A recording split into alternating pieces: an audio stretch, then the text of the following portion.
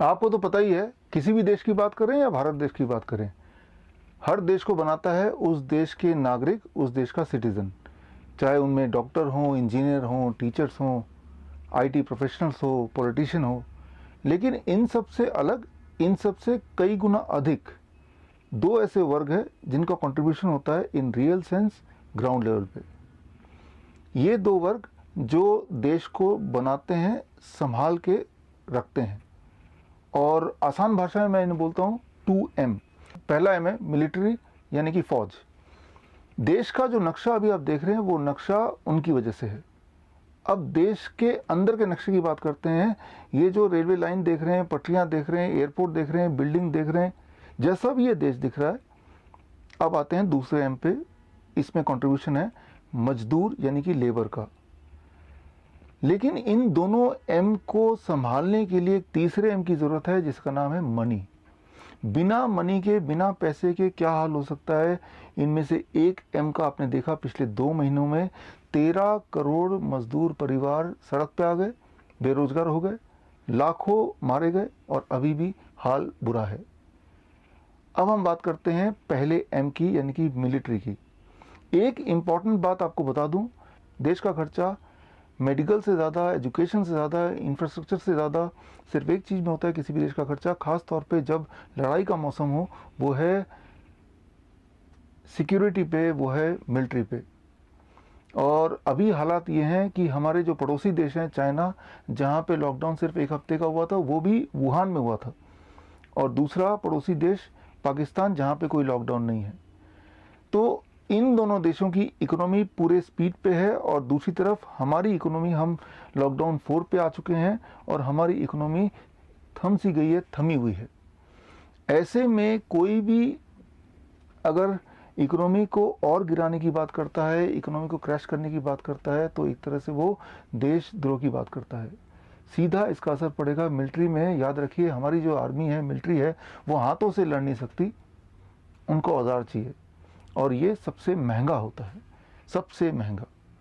तो ऑलरेडी जो crashed economy है, इसको और क्रैश करना हम अफोर्ड कर ही नहीं सकते। यहाँ पे मैं एक मुश्किल सवाल पूछना चाहता हूँ। आने वाले दिनों में अगर मैं आपसे पूछूं, आप कैसा देखना चाहते हैं अपने आप को?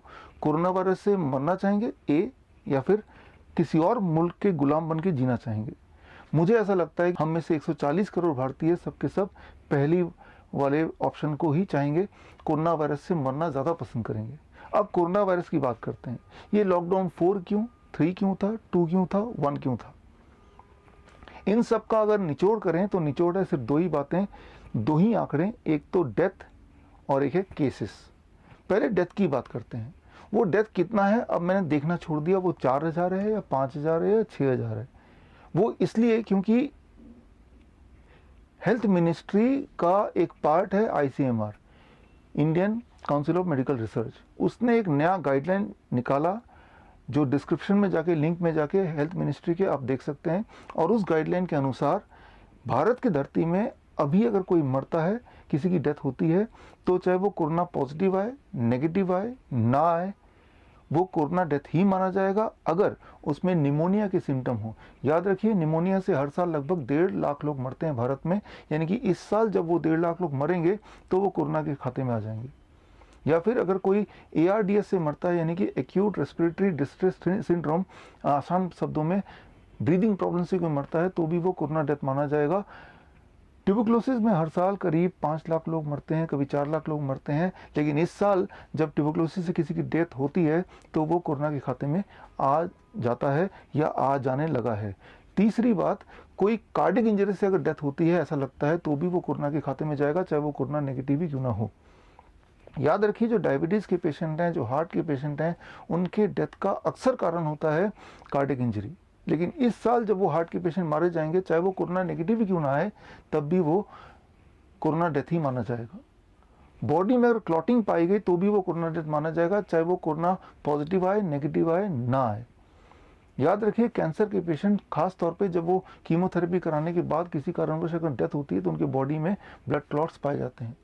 तो ये जो सारे डेथ है जो अदरवाइज कैंसर के डेथ माने जाते थे, डायबिटीज़ के डेथ माने जाते थे, हार्ट के डेथ माने जाते थे, ट्यूबरक्लोसिस के डेथ माने जाते थे, न्यूमोनिया के डेथ माने जाते थे, चाहे वो कोरोना पॉजिटिव आए, नेगेटिव आए, ना आए, ये सारे के सारे डेथ अब से कोरोना वायरस की डेथ माने जाएंगे या माना जाना शुरू हो चुका है। तो जो आंकड़े आप देखते हैं कि आज 500 नए डेथ आ गए, वो एक्चुअली कोरोना वायरस की डेथ नहीं है, उनमें ये वाले डेथ भी पूरी तरह से शामिल है। तो ये तो रही डेथ की बात। दूसरा बात करते हैं केसेस बढ़ गए, आज 5000 और केसेस बढ़ गए। देखिए यहाँ पे आपको समझना ये बहुत ज़रूरी है, तो अगले 2 मिनट के लिए प्लीज़ आप कॉन्सेंट्रेट कीजिए मैं जो बताने जा रहा हूँ। कोरोना वायरस भारत के लिए नया नहीं है, ना ही आपकी बॉडी के लिए नया है। आज से पहले 2005 में कोरोना वायरस आया था, वो था हांगकांग कोरोना वायरस, जिसका नाम दिया गया HKU1 कोरोना वायरस। उससे पहले 2004 में आया था नीदरलैंड का कोरोना वायरस, उसका नाम दिया गया NL63 कोरोना वायरस। उससे पहले 1965 में कोरोना वायरस आता है US से, जिसका नाम दिया गया 229E कोरोना वायरस। ये जो सारे 3 भाई हैं कोरोना वायरस के, जिसका चौथा भाई अभी आया है, जिसे कहते हैं नोवल कोरोना वायरस, जिसकी वजह से ये लॉकडाउन ये सारा कुछ है। ये चौथा भाई और बाकी 3 भाई, इन सबका हाव भाव बिहेवियर बिल्कुल सेम है। कोई भी जो कोरोना वायरस है वो actually RNA strand influenza virus है, और ये वायरस की प्रवृत्ति ये है कि आएगा तो फैलेगा और लोगों के बॉडी में जाएगा, और कुछ सालों में पूरे दुनिया के करीब 70% लोगों तक पहुंचेगा, यही इसका टारगेट होता है। और अभी तक का आंकड़ा जो ये कहता है, जर्मनी की एंटीबॉडी सैंपलिंग की बात करें, आइसलैंड की एंटीबॉडी की सैंपलिंग की बात करें, या न्यूयॉर्क हॉस्पिटल के एंटीबॉडी टेस्ट की बात करें, तो करीब 10% से 14% लोगों में कोरोना वायरस आगे जा चुका है। अगर इसी चीज़ को हम इंडिया के में अगर एक्सट्रापोलेट करें तो बनता है करीब 14 करोड़ लोग, यानी कि 14 करोड़ भारतीयों की बॉडी में कोरोना वायरस आगे जा चुका है, और आने वाले कुछ सालों में वो 14 करोड़ 100 करोड़ में बदल जाएंगे। तो ये है केसेस। तो केसेस का मतलब ये नहीं कि कितने लोग कोरोना से बीमार पड़े, ऐसा नहीं। केसेस का मतलब कितने लोगों के बॉडी में कोरोना वायरस आया है, राइट। सो कितने लोगों के बॉडी में आया है, तो उसका रफ एस्टिमेशन तो करीब 14 करोड़ है। लेकिन अब भारत में क्या है कि हर दिन 1 लाख नए कोरोना टेस्ट होते हैं। तो यूँ मानिए कि जब नए कोरोना टेस्ट होंगे तो करीब 5% to 10% पॉजिटिव निकलेंगे ही निकलेंगे। इसका मतलब ये नहीं कि कभी हर दिन 5000 नए लोग बीमार पड़ रहे, नो। इसका मतलब ये कि उनके बॉडी में कोरोना वायरस पाया गया। एक इंपॉर्टेंट बात समझिए कि ये जो रेस्पिरेटरी वायरस है वो कहीं यहाँ पाए जाते हैं, और यहाँ पे करीब 50,000 तरह के वायरस होते हैं, लेकिन वो हमारे साथ ही रहते हैं। बल्कि मैं ये बताना चाहूँगा कि हमारे बॉडी में मिलियंस ऑफ वायरस हैं जो हमारे साथ रहते हैं, शांतिपूर्वक रहते हैं। एक्चुअली हम वायरस के ही बने हैं और वायरस से ही घिरे हैं, इससे अलग नहीं है हम, ना ही हम अपने आप को इससे अलग कर सकते हैं। ये जो कोरोना वायरस है, फॉर दैट मैटर जितने भी इन्फ्लुएंजा वायरसेस हैं, वो आए तो हैं, जाने के लिए नहीं आए। हम आए हैं, हम कभी ना कभी चले जाएंगे भगवान के पास, लेकिन वो यहीं रहने वाले हैं। तो अगर आप में से कोई इंतज़ार कर रहा है घर में बैठ के कि जब ये चला जाएगा यहाँ से तभी हम घर से बाहर निकलेंगे, तो याद रखिए, तैयार हो जाइए ज़िंदगी भर घर में बैठने के लिए। लेकिन मैं आपको बता दूं, उसके बावजूद भी आप कोरोना वायरस को रोक नहीं सकते। जिस तरह से अभी लॉकडाउन के बावजूद भी एस्टिमेटेडली करीब 10% लोगों की बॉडी में आ गया, और वो कोई बुरी बात नहीं है। ऑलरेडी हज़ारों वायरस हैं, उनमें से एक और आ गया। खुशी की बात तो ये है कि देखिए बीमार कितने लोग पड़े हैं इन रियलिटी। मैंने आपको बता दिया जितने लोग मरे हैं वो कोरोना वायरस से नहीं मरे, वो बहुत सारे और कॉजेज से मरे हैं। और मैं आपको इनकरेज कर रहा हूँ कि आप हेल्थ मिनिस्ट्री के दिए हुए लिंक में जाइए, जो मैंने डिस्क्रिप्शन में डाला है, आपको सारी बातें क्लियर हो जाएंगी। तो अगर डेथ रेट बताएं तो जिस तरह के आंकड़े अभी दिखाए जा रहे हैं ये बढ़ने ही वाले हैं। आफ्टर ऑल ये डेथ कोरोना वायरस के नहीं, निमोनिया के भी हैं, ट्यूबरक्लोसिस के भी हैं, कैंसर के भी हैं, हार्ट के भी हैं। तो ये तो बढ़ते ही रहेंगे, जाहिर है, क्योंकि ये तभी घट सकते हैं, रुक सकते हैं, जब भारत में एक भी इंसान किसी भी कारण से ना मरे, जो कि इम्प्रैक्टिकल बात है। और नंबर ऑफ केसेस जो हैं वो मैंने आपको बता दिया कि रेस्पिरेटरी वायरस की ये प्रवृत्ति है कि अल्टीमेटली कुछ सालों में वो 70% लोगों की बॉडी में चला जाएगा, और बाकी जो 30% लोग हैं वो इसलिए बच जाएंगे, जिसे हम बोलते हैं हर्ड इम्यूनिटी। तो वो तो होने ही वाला है। अब एक बात मैं आपसे पूछता हूँ, जब 2005 में हांगकांग वाला कोरोना वायरस आया था, या 2004 में नीदरलैंड वाला कोरोना वायरस आया था, तब आप सब जिंदा थे, आज भी जिंदा है, और हम में से करीब 70% लोगों की बॉडी में आके जा भी चुका है। उस वक्त कोई लॉकडाउन नहीं हुआ, कोई क्वारंटाइन नहीं हुआ, फेस मास्क नहीं हुआ, सोशल डिस्टेंसिंग नहीं हुआ। आज क्यों हो रहा है? आज वाला जो कोरोना वायरस है उन सबसे अलग नहीं है, बल्कि उनसे थोड़ा कमज़ोर है। इसकी जो मोर्टलिटी रेट है दैट इज़ 0.1 to 0.2, ये लेटेस्ट पाया गया है, जो कि equal to those corona virus. इसके जो फैलने की शक्ति है वो है 2.2 के आसपास, बाकियों से कमज़ोर। ना तो ये बाकी भाइयों से ज़्यादा तेज़ी से फैल सकता है, ना ही बाकी भाइयों से ज़्यादा तेज़ी से लोगों को मार सकता है। तो जैसे बाकी भाई आए, वैसे और इसके भाई भी आने वाले दिनों में आ सकते हैं, आने वाले सालों में आएंगे। लेकिन उसका मतलब ये नहीं है कि हम घर में बंद हो जाएं और इंतज़ार करें कब ये जाएगा। तो इसका जवाब हमारी सरकार अक्सर देते आई है। आप याद कीजिए, जब भी हमारे प्रधानमंत्री आते हैं तो वो बोलते हैं कि हम वैक्सीन का इंतज़ार कर रहे हैं। और यही नहीं, वो वैक्सीन के लिए कुछ दिनों पहले बिल गेट से बात की। बिल गेट वही इंसान है जिसने 2009 में भारत के 30,000 बच्चियों को धोखा दिया, उनके ऊपर एक्सपेरिमेंट किया, उन्हें गिनी पिग बनाया सर्वाइकल कैंसर के वैक्सीन लगा के। और बाद में जब कुछ बच्चियां बीमार पड़ गई, कुछ बच्चियों की डेथ होने लगी, तब ये मामला सामने आया और तब कुछ लोकल एनजीओ ने आवाज़ उठाई और तब देखा गया कि वो जो कंसेंट पेपर था उसमें उन बच्चियों का अंगूठा लगा हुआ था। मतलब ये कि उनको अपने भाषा में लिखना तक नहीं आता। तो वो सारे आदिवासी बच्चियां थी जिन पे ये एक्सपेरिमेंट किया गया और तब जाके ये गिनी पिग बनना, ये एक्सपेरिमेंट रुका। तो ऐसा इंसान जिन्होंने ऐसा धोखा दिया भारतीय बच्चियों के साथ, वो भी अनपढ़ लोगों के साथ, आदिवासी बच्चियों के साथ, उनसे हमारे प्रधानमंत्री बोलते हैं कि वो वैक्सीन कब लाओगे और हमारे देश को कब बचाओगे।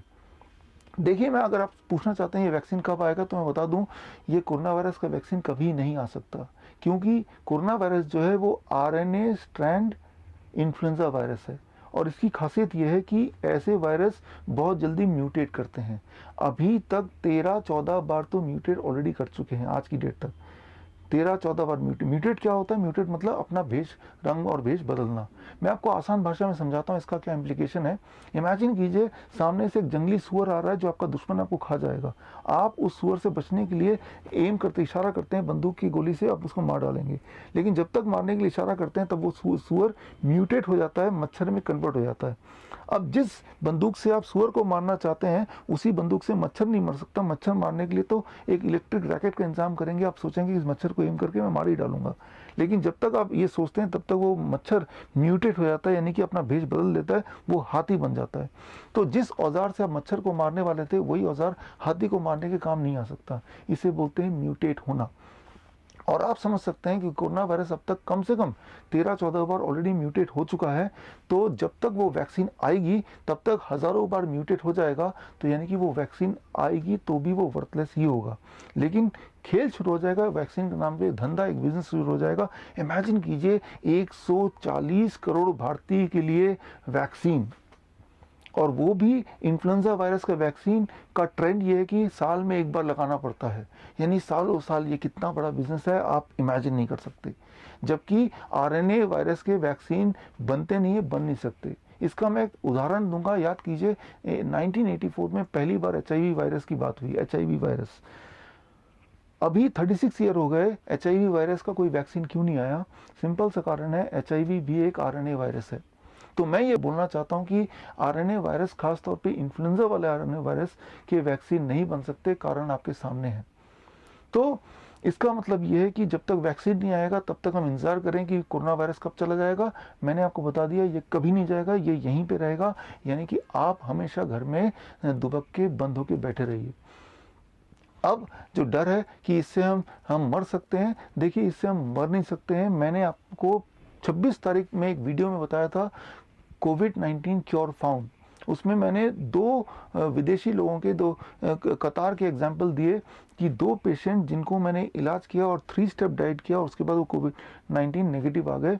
और उसके बाद मैंने 28 तारीख को, आज से 2 दिन पहले भी इंदौर का उदाहरण देके आपको बताया कि एक पेशेंट कोरोना पॉजिटिव से कोरोना नेगेटिव 5 दिन के अंदर आ गया by using the 3 step diet. तो वो जो 3 स्टेप डाइट है, आज की तारीख में देश विदेश में हज़ारों की तादाद में लोग जब भी फ्लू होता है, चाहे वो इन्फ्लुएंजा हो, H1N1 हो या कोरोना वायरस हो, तब एकदम से वो 3 स्टेप डाइट पे जाते हैं। और वो सारी रिपोर्ट्स मैं इकट्ठा करता जा रहा हूँ। वो सारी रिपोर्ट्स बार बार यही बताती हैं कि नॉर्मली 3 से 5 दिन लगता है और सारे सिम्टम चले जाते हैं, और फिर जब टेस्ट करते हैं तो वो पॉजिटिव का नेगेटिव हो जाता है। तो मैं ये बोलना चाह रहा हूँ कि यहाँ पे कि क्वारंटाइन के 14 दिन की, 17 दिन की, 21 दिन की कोई आवश्यकता नहीं है। बहुत ज़्यादा हो तो आइसोलेशन की ज़रूरत ज़रूरत है तो वो भी 3-4 दिन की या 5 दिन की। तो ऐसे में प्रॉब्लम कहाँ पे है और डर कहाँ पे है और डर किस चीज़ का है? तो ये जो अगर डर है तो वो डर ये है कि आपको एक रॉन्ग मैसेज दिया जा रहा है। जितनी बार आप किसी को फ़ोन करना चाहते हैं तो पहले आपके कान में गूंजता है, कोरोना के बारे में गूंजता है कि आपको एहतियात बरतना है, आप मरने वाले हैं, वॉर लाइक सिचुएशन है। और वो बार बार जो चीज़ दिमाग में जाती है उससे इंसान, हमारे दिमाग बना ही ऐसे है कि चाहे वो सत्य हो या झूठ हो, उससे अक्सर हम डर ही जाते हैं। तो ऐसे में हमें क्या करना है? ऐसे में हमें वही करना है जिसका समय आ गया है, दैट इज़ कॉल्ड लॉकडाउन 5। ये लॉकडाउन 5 कैसा होगा? मेरी समझ से सिर्फ भारत देश के पास एक ही रास्ता है और वो है लॉकडाउन 5 का। लॉकडाउन 5 मतलब आपको सिर्फ एक ताला खरीदना है, एक लॉक खरीदना है और एक ट्रंक खरीदना है, एक बक्सा खरीदना है। उस बक्से के अंदर डब्ल्यूएचओ के सारे प्रोटोकॉल्स और जब डब्ल्यूएचओ के सारे गाइडेंस उठा के उसको ताले में डालिए और उस बक्से को उठा के समुद्र में फेंकिए, and that is what is called lockdown 5। इसके अलावा भारत के पास कोई चारा नहीं है। और मैं आपको बताऊं कि ये जो हम करने वाले हैं, अगर ये करते हैं तो ये कोई नई बात नहीं है। एक देश ने ये मिसाल ऑलरेडी कायम किया है और आपको अब तक अंदाज़ा लग गया होगा, उस देश का नाम है तंजानिया। और तंजानिया ने जो किया, ये मेन स्ट्रीम मीडिया आपसे छुपाने की पूरी कोशिश कर रही है। आज मैं आपको बताता हूँ तंजानिया ने क्या किया। जब डब्ल्यूएचओ बाकी देशों तक पहुंच रही थी तब तंजानिया के पास पहुंची। तंजानिया को बताया कि एक राक्षस आने वाला है, कोरोना वायरस आने वाला है, सब लोग मारे जाएंगे। आप ऐसा करो, ये पीसीआर टेस्ट रखो, सबको घर में बंद कर दो, सारा देश को लॉक कर दो। लेकिन तंजानिया के जो प्रेसिडेंट हैं वो कोई आम प्रेसिडेंट नहीं है।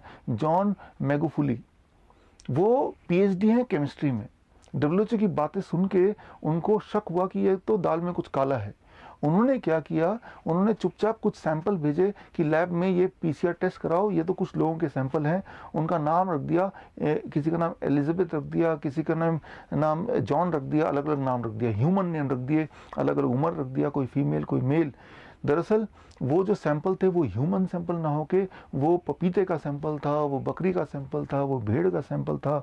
और बाद में आया कि पपीता भी कोरोना पॉजिटिव, बकरी भी कोरोना पॉजिटिव, भेड़ भी कोरोना पॉजिटिव। तो उनका कहना था इसका मतलब पपीते को आइसोलेशन में रखना पड़ेगा, भेड़ को क्वारंटाइन में रखना पड़ेगा। तो उन्होंने ये जो चोरी है डब्ल्यूएचओ की एक बार में पकड़ लिया और उन्होंने वर्चुअली यही किया कि डब्ल्यूएचओ के बताए हुए सारे प्रोटोकॉल को उठा के बाहर देश से फेंका। और आज की तारीख में तंजानिया के सारे एयरपोर्ट खुले हैं, डोमेस्टिक भी खुला है, इंटरनेशनल भी खुला है, पहली बात। दूसरी बात, आज की तारीख में आज अगर आप चाहें तो इस वक्त आप उड़ के अगर तंजानिया पहुंचेंगे तो वहाँ कोई क्वारंटाइन नहीं होगा, कोई सोशल डिस्टेंसिंग नहीं होगा, आप चौंक जाएंगे। यहाँ तक कि मास्क लगाने पे भी प्रेसिडेंट ने बैन लगा दिया है। आपको मेरी बातों पे यकीन नहीं आएगा और मीडिया में ये न्यूज़ मिलेगा नहीं। इसीलिए मैंने संपर्क साधा सीधे तंजानिया में और वहाँ के रेजिडेंट, वहाँ के सिटीज़न इमैनुअल से मैंने बात की। इमैनुअल से सारी बात पूछी, इमैनुअल के माध्यम से मैंने वो शहर देखा। आप देखिए, आंखों देखी, अपने आंखों से, खुली आंखों से देखिए कि वहाँ पे तंजानिया में एक गरीब देश इस वक्त किस तरह से वो कोरोना से बाहर, कोरोना के एक्चुअली भय से बाहर आ गए। वहाँ पे ना तो सोशल डिस्टेंसिंग है, ना मास्किंग है, ना क्वारंटाइन है, ना आरटीपीसीआर टेस्ट है। वहाँ सब कुछ वैसे ही है जैसे 2019 में पूरे दुनिया में बिना कोरोना वायरस के जैसे दुनिया थी वैसे ही। अगर आप में से कुछ लोग ऐसे सोच रहे हैं कि वहाँ सोशल डिस्टेंसिंग नहीं है, क्वारंटाइन नहीं है, वहाँ पे कोई टेस्टिंग नहीं हो रही है, तो इसका मतलब वहाँ तो हज़ारों लोग कोरोना से मर रहे होंगे। मरने के आंकड़ा कितने हैं? तो वहाँ पे 6 करोड़ की पॉपुलेशन में जो टोटल कोरोना डेथ है वो है 21। मतलब हर 1 करोड़ में करीब 3 या 4 डेथ।